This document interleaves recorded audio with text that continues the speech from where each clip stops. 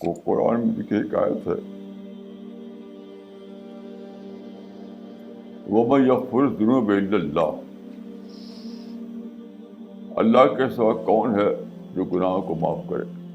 تو آج کل کی زبان میں میں یہ کہتا ہوں کہ اللہ کے سوا کون ہے جو میرے نام اعمال سے کسی چیز کو ڈیلیٹ کر دے۔ وہ جس کو آج کل ہم کہتے ہیں ڈیلیٹ کرنا، وہی مراد ہے، اس سے وہی مراد ہے۔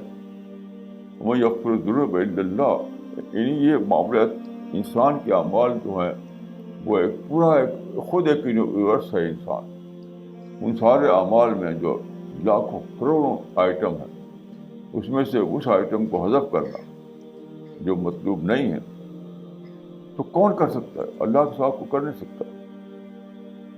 بس اس کو ہم آج کل کی زبان میں کہتا ہوں کہ اللہ کے سوا کوئی نہیں ہے جو کسی کے نام اعمال سے غیر مطلوب چیزوں کو ڈیلیٹ کر سکے۔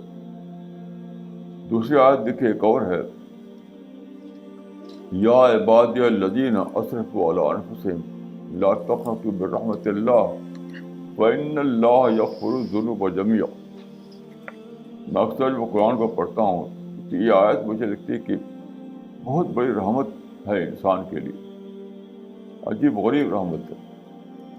اس کا ترجمہ یہ ہے، اے میرے بندو جنہوں نے کہ اپنی جانوں پر ظلم کیا ہے، زیادتی کی ہے، تو تم مایوس نہ ہو،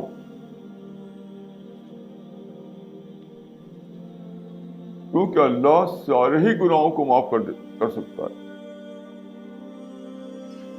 فإن اللہ یغفر الذنوب جميعا، اس میں دیکھیے کوئی چیز ایگزمپٹڈ نہیں ہے،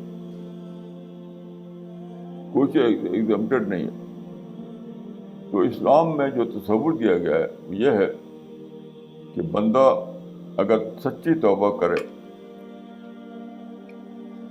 توبہ سچی توبہ ہوا نہیں کہ منہ سے بول دیا سچی توبہ ہو گئی، وہ پروسیس چلائے اپنے اندر، وہ پروسیس، تو ضرور اس کی معافی ہو جائے گی، پچھلا سب ڈیلیٹ کر دیا جائے گا۔ اور توبہ کا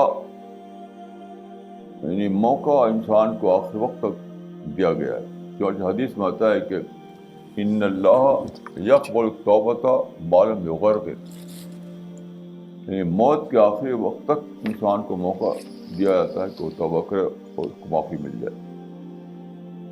تو مغفرت کا جو تصور ہے اسلام میں وہ تو بہت ہی وسیع ہے، کوئی چیز اس میں ایگزمپٹڈ نہیں۔